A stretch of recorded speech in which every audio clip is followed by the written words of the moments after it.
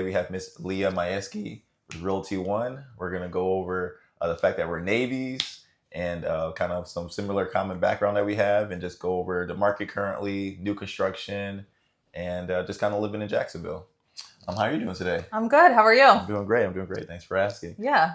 So tell us a little bit about yourself, how you got into the industry, things like that. Yeah. I'm originally from Long Island, New York, born and raised. But I found out about the Jacksonville area because I ended up going to college here. Okay. So I know we just found out that we had that in common, but I went to Jacksonville University, 2005 to 2009, fell in love with the area, the beaches, the city. It had all the things.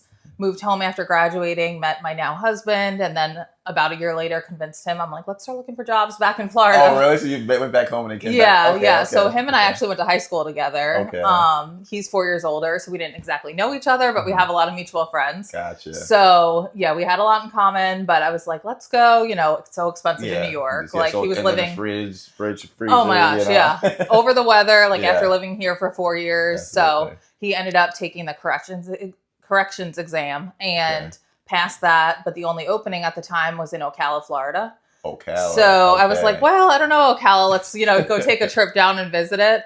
And it ended up being okay. It was like, you're landlocked, which I'm not used to, but it had a little downtown. It was cute, so it was a good stepping stone to get us back to Florida. Gotcha. After a couple years, I bought my first house there. I wasn't in real estate at the time. I was working in social work. Okay. But loved the process of buying. We bought a foreclosure. It was like $110,000, like so cheap, but just going through the whole process. Yeah. And then after a couple of years, I was like, I need to get back to a coast. Okay. So he started applying for the sheriff's offices. So he applied to St. John Sheriff's Office. It's about a year process, and he ended up getting on. So can he help me with some speeding tickets I get every now and then? Well, he's corrections, so he doesn't do... maybe he has some contacts. I don't know. He does know a lot of people. Okay. Because now he's been there, I think it's 8 years there, and he was 4 years with the state. Okay. So when he got on in St. John's, I was excited because, of course, I still had a network here going to JU. So moved up here, and then I went through a couple personal things. My dad passed away. Just a lot of personal things where I was like, I need to put my energy into something new. Okay. And at that time we had bought another home, sold that first home, and then built a home. So then I was like, real estate was just something that interested me. So I ended up signing up for the real estate course. And then that was 5 years ago in July. There we go. It happens quick. That's life. That's life. Absolutely. What was your major in JU? Sociology. Sociology. Do you feel like that gives you a little... It does, yeah. Okay. So I think just understanding how people operate, like how they're thinking, how they interact with other people. For sure. And then I ended up getting my master's online a couple years later, leadership in higher education. So just having that leadership background too. Absolutely. Definitely makes sense. helps. Because we're like, I say we're like psychiatrists to a certain extent. Yeah. We're all the things. We're counselors, we're marriage, therapists. A lot of moving parts. Definitely.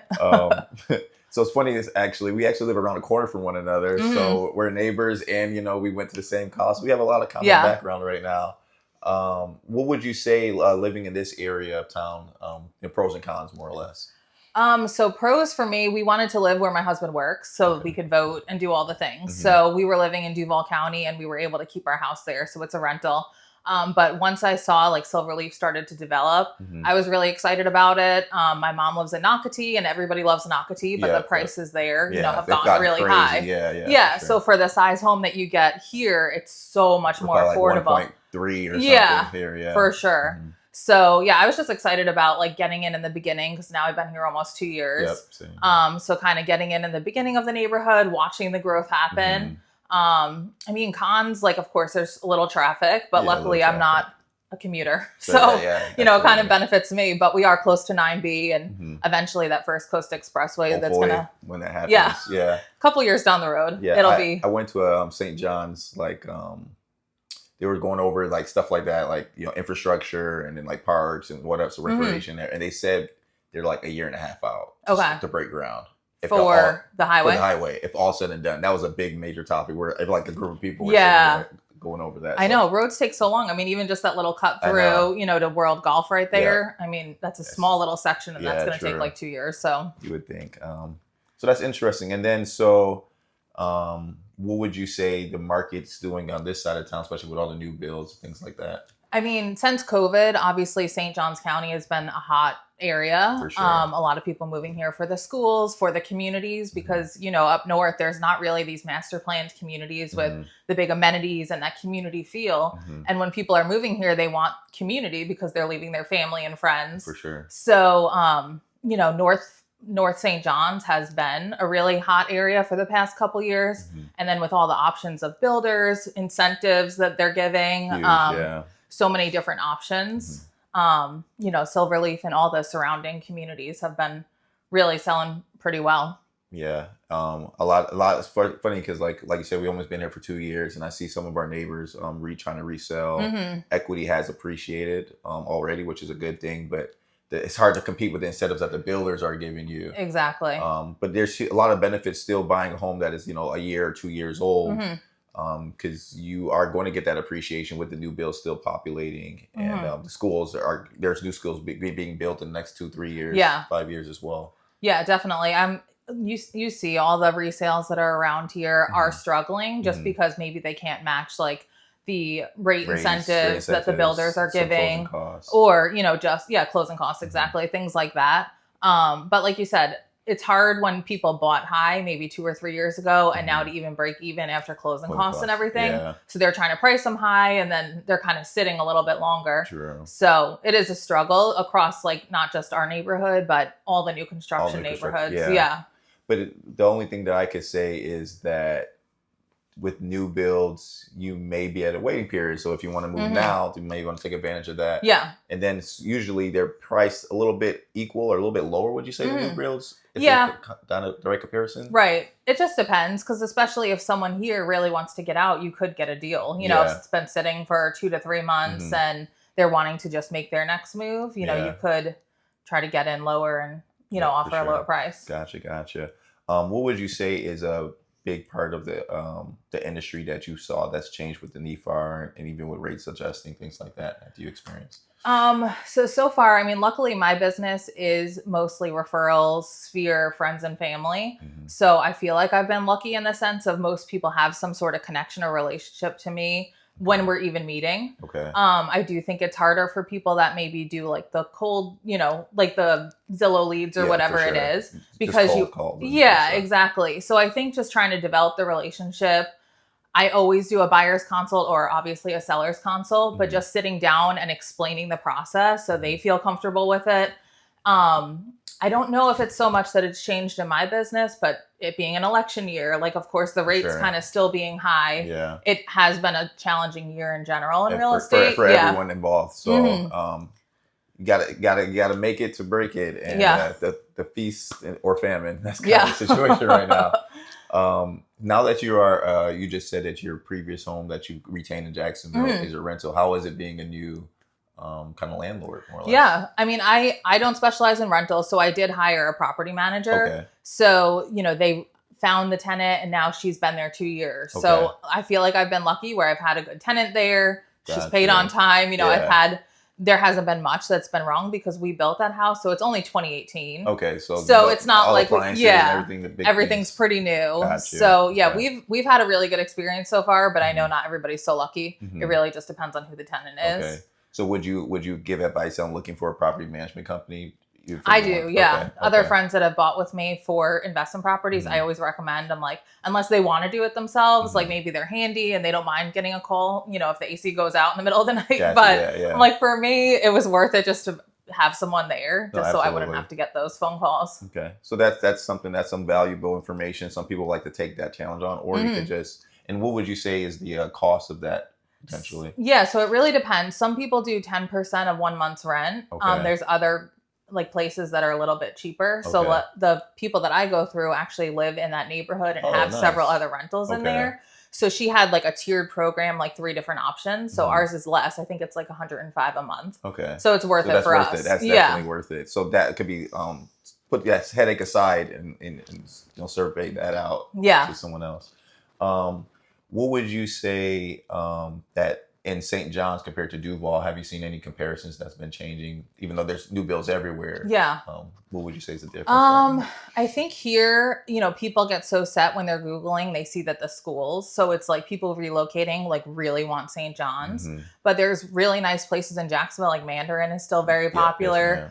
Going along the river, 32223, or even the Bartram area, 32258. Yeah, that's where we moved from. Yeah, recently, exactly. So those areas are still very popular, and 32223. I mean, those houses are still sitting at a premium. Yeah, so that's true. That is true. Yeah.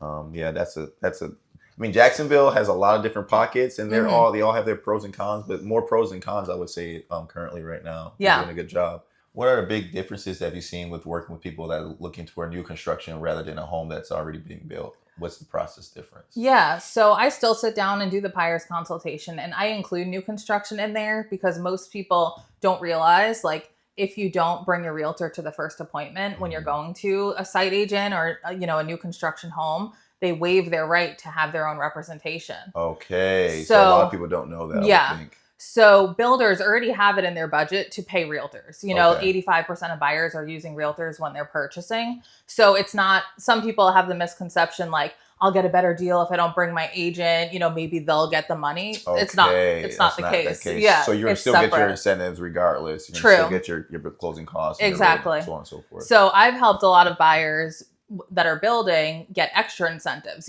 because I have a relationship with a lot of the site agents in the area. Okay. I know inventory homes, you can usually put in a lower offer than what it's listed at. Okay. You can try to negotiate blinds and fans and all these other things. Especially, you can negotiate things like that? Yes, especially if it's a quick move-in. Okay. So when you're building from the ground up, you don't have as much wiggle room. Okay. But if it's a home that's almost ready, yeah, there's definitely some things that could be negotiated. Okay.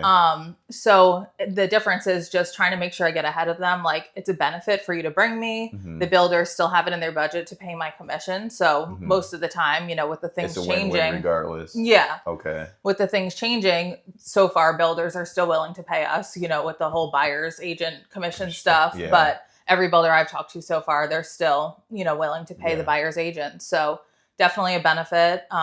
Resale is different, where I just set them up on an MLS strip once I know what they're looking for. And then as soon as something hits the market, we try to go out and see it. Yeah. But things that are sitting longer, you can get a better deal most of the time. For sure. And would you say currently it's buyer or seller's market? So that's a hard question because prices are still up. So sellers are still making money. Yeah. Sure. But then when the homes are sitting a little bit longer, which seems to be happening because the average days on market, depending on the area, because it's so big, 40 to 50 days. Yeah, that's what I'm hearing. Yeah, well. But if you see some on a little bit longer, just depending on the situation, buyers are still able to get some good deals, get some concessions, to cover closing costs or rate buy downs. For sure. Yeah, no, that's I've seen some homes, on the market for 2 weeks and then for 100 days. So it really just depends. Yeah, exactly. Also, the community, like HOAs come into play, CDD fees. That's a big thing that buyers are looking for. I know. And when I'm going to a listing appointment, it seems to be like there's no rhyme or reason on why one home might be sitting longer than the other. Yeah. It's really hard to figure out what that nice kitchen sold that house. Yeah. So it's like just the right person saw it, that first week. But yeah, so it's a tricky market right now. Yeah, it's not the norm at all. No. Yeah, no. We're all experiencing this together. Yeah.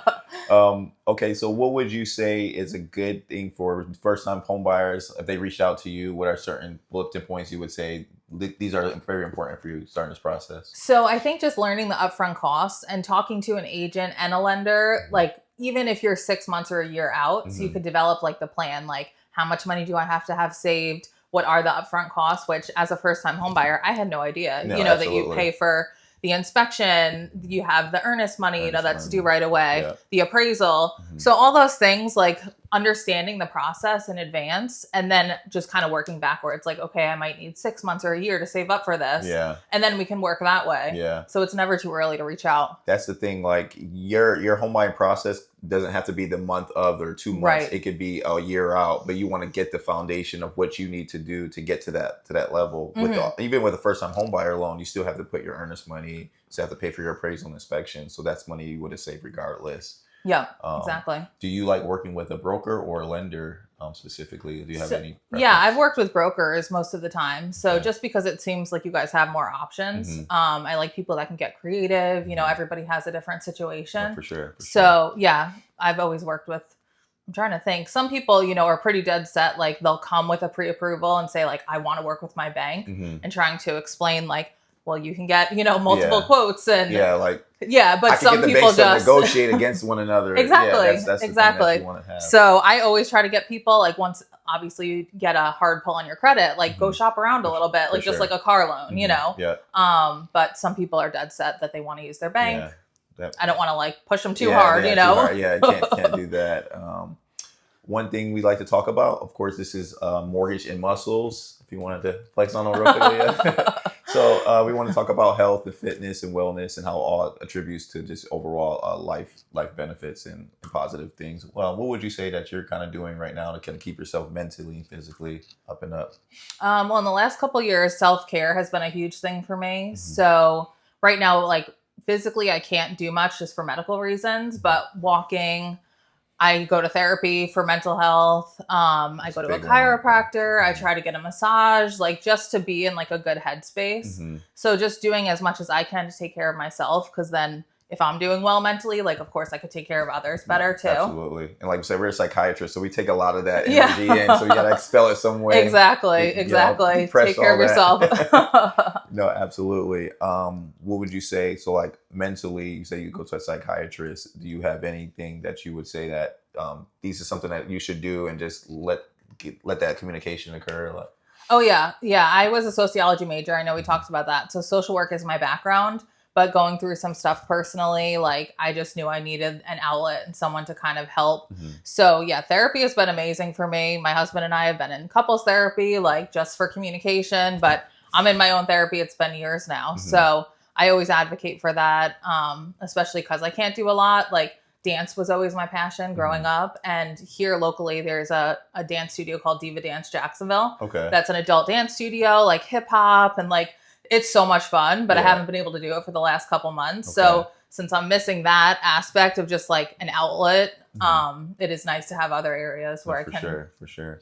And there's no reason to have a stigma on anything. So we're all in this life train cycle together, and we're all trying to figure out ways to just be better versions of ourselves, independently, individually, or as a couple. Yeah, so for that's sure. Definitely a thing.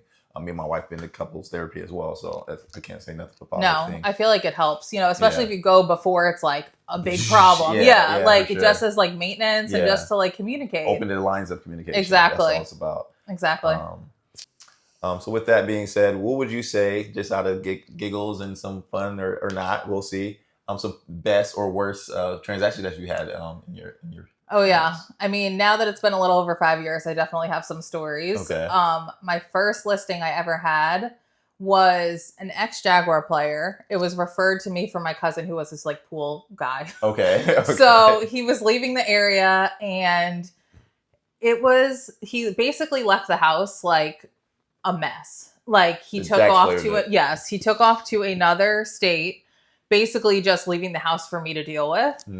And we had gotten it staged, so it looked good, but just like the cleanliness and all the things wasn't exactly there. Okay. And it took, I can't remember exactly how long it took to sell, but just say like a month and a half or 2 months.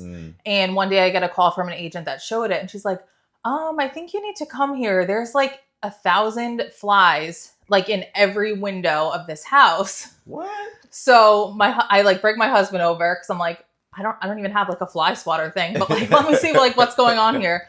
So we get there and I didn't even realize, left the garbage outside, and he had milk in there and like all this stuff. And somehow the flies just came into the house, and every windowsill was covered in flies. So my husband's going around with this like fly swatter, and then I was like sweeping it. And wow. Then we had to take the garbage because it's like, who else is going to do it? Yeah. There was an open paint can that just went out in his truck bed, and this gross milk. And I'm like, it was like a good initiation into real estate, because other things have happened since then where like someone's clogged a toilet of a vacant home that like we've had to go there. Like, thank God for my husband, because he's had to like be my assistant in some not great situations. But it's like, you know, if I'm not going to do it, who is? And like, obviously I want to sell the house. So no, Stories that you just would never think of Yes. until you're there, right? But then best ones, I mean, just getting a referral from like past clients or friends like is always a compliment, For you sure. know. So it's like having, I think it was last year, I had about a few different clients that referred their parents to me. So it was like I helped them and then they referred their parents because their parents wanted to be close. So when I just had an appreciation event, we did a jumbo shrimp game.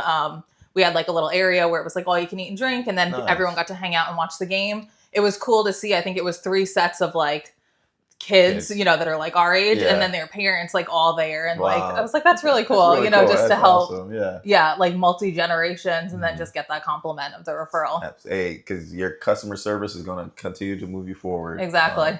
Well, that's what we have. Miss Leah, it's a pleasure. Yeah, thank you. Thanks for coming in. It was fun. She's very personable. She's very knowledgeable, especially with new construction. If you're looking in the market to purchase, reach out to her. Our contact information will be at the bottom of the video. Don't hesitate to reach out. And another episode coming to you. Thank you.